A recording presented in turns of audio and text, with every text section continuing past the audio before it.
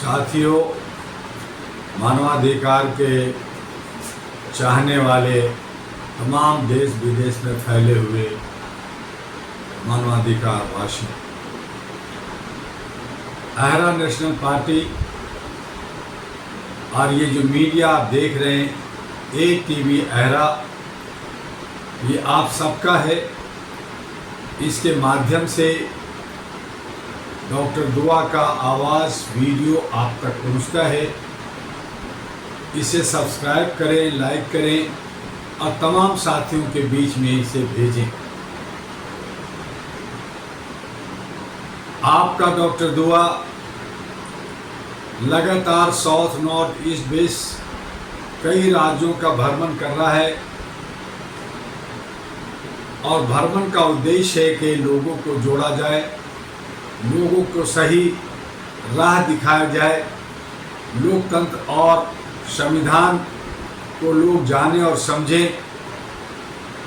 इस दरमियान मैं कई बार बीमार रहा और आज भी मैं स्वस्थ नहीं हूँ, फिर भी आपके बीच में हूँ। अलग अलग मुद्दों पे बात होती है, लेकिन आज हमारी मुद्दा है कि भारत में जनता का इलाज किसी हकीम के पास नहीं। जनता जहां बीमार है, मूर्छित है, मानसिक गुलाम है, मानसिक संतुलन जिसका बिगड़ा है, दबा हुआ, कुचला हुआ, उपेक्षित और सदियों से अशिक्षित, आर्थिक कमर टूटी हुई, सोच पर पर्दा पड़ा हुआ, अंधभक्ति चरम सीमा पे है, आस्था अनास्था का जादू टोना और लोकतंत्र संविधान की समझ नहीं रखना, अचेता अवस्था में जो सुना, जो देखते हैं, जो सुनते हैं, उसी पे यकीन कर लेते हैं, वही सब ठीक है ऐसा मान लेते हैं और अपना विवेक किसी के पास नहीं है। इत्यादि ऐसे बहुत सारी कमियां, कमजोरियां हम सब जनता में है। हम आर्थिक आज़ादी चाहते हैं, हम सामाजिक भागीदारी चाहते हैं, हम जातीय में उतना डूबे हुए हैं कि हम उसकी जातीय जनगणना भी चाहते हैं और सबकी जितनी हिस्सेदारी उतनी भागीदारी की मांग करते हैं। कहीं न कहीं हम सब अपनी सोच को गिरवी रख दिया है। हम सब भटक गए हैं। कहीं आरक्षण की मांग हो रही है, कहीं कुछ और चंद लोग जो 1-2% लोग हैं, चतुर चालाक हैं, बड़ी साताराना तरीके से हमारे बीच में फूट डालते हैं। बहुत सारे संगठन, बहुत सारे पार्टियां, बहुत सारे ग्रुप, जात पात, ऊंच नीच और तरह तरह की अलग अलग मांगे मांगते रहते हैं, धरना प्रदर्शन करते रहते हैं। जहां बुजुर्ग लोग भी शांति से अपने बच्चों के साथ, नाता पोती के साथ खेलते, आराम करते, वो भी अपने पेंशन के लिए मांग करते रहते हैं सड़कों पर। व्यापारी भी त्रस्त है, वो भी मांग कर रहे हैं। बेरोजगार रोजगार की मांग कर रहा है। छात्र अपने भविष्य के लिए पेपर लीक या अन्य तरह की बातें होती हैं, उसकी मांग करते रहती है।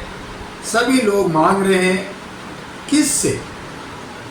किससे मांग रहे हैं, ये किसी की समझ में नहीं आ रहा। और इसीलिए मैंने कहा कि भारत की जनता बीमार है और इसकी इलाज किसी हकीम के पास नहीं। हर कोई दादा बन रहा है, हर कोई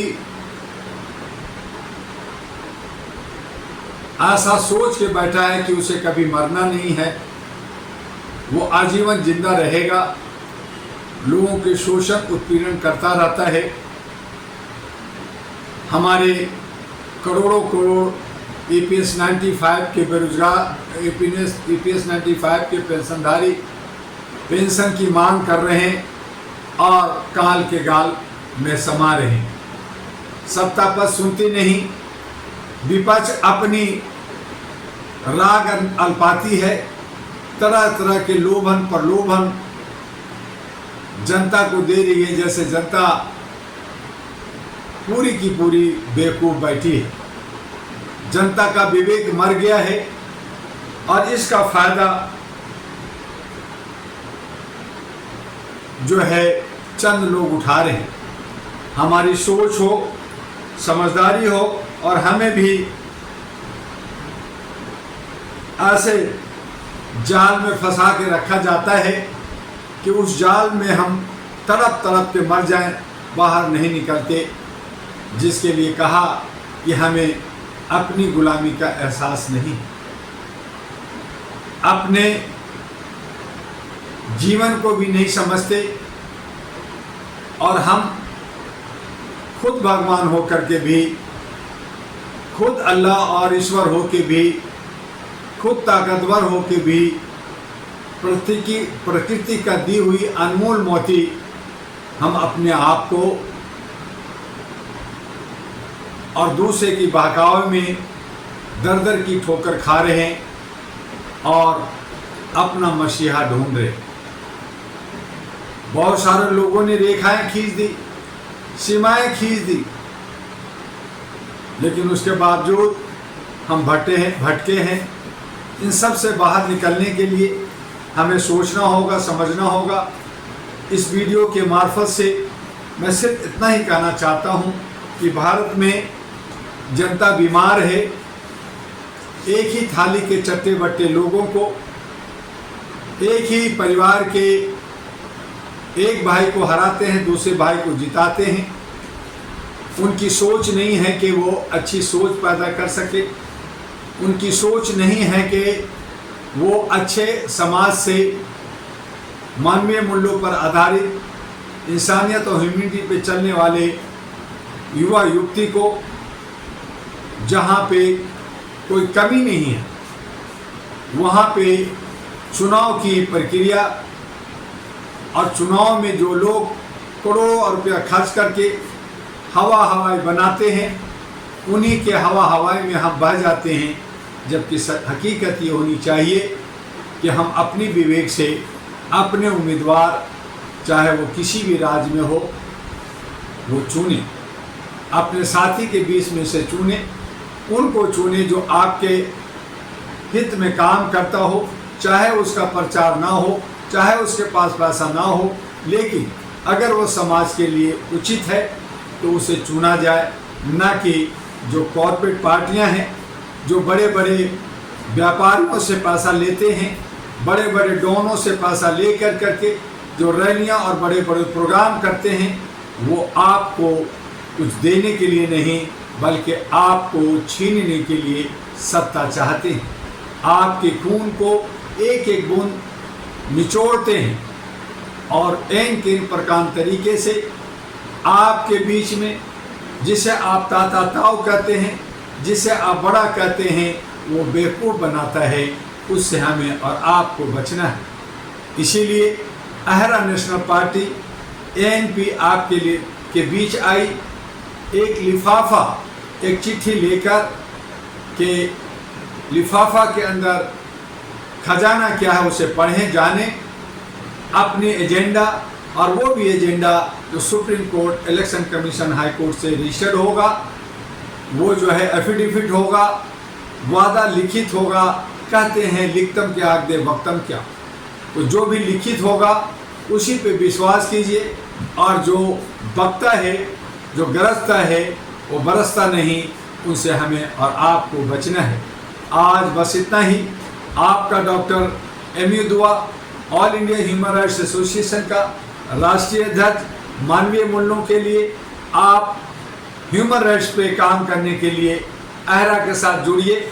आपको अगर राजनीतिक सत्ता के गलियारे में जाना है तो अहरा नेशनल पार्टी ANP के साथ जुड़िए। आपको अगर इधर उधर की खबरें और घटनाओं को समेटना है, दिखाना है, देखना है तो ATV अहरा को देखिए। वीडियो YouTube पे जाकर ATV अहरा सर्च कीजिए और खुलते ही उसे सब्सक्राइब कीजिए, लाइक कीजिए और फॉरवर्ड कीजिए। हम आपसे विनती करते हैं ताकि ज़्यादा से ज़्यादा लोगों तक हम अपनी बातें रख सकें और आप जो मानवता के एक कड़ी हैं उसे आगे तक बढ़ा सकें। आज इतना ही, बस फिर मिलेंगे आपसे अगले बार। नमस्कार।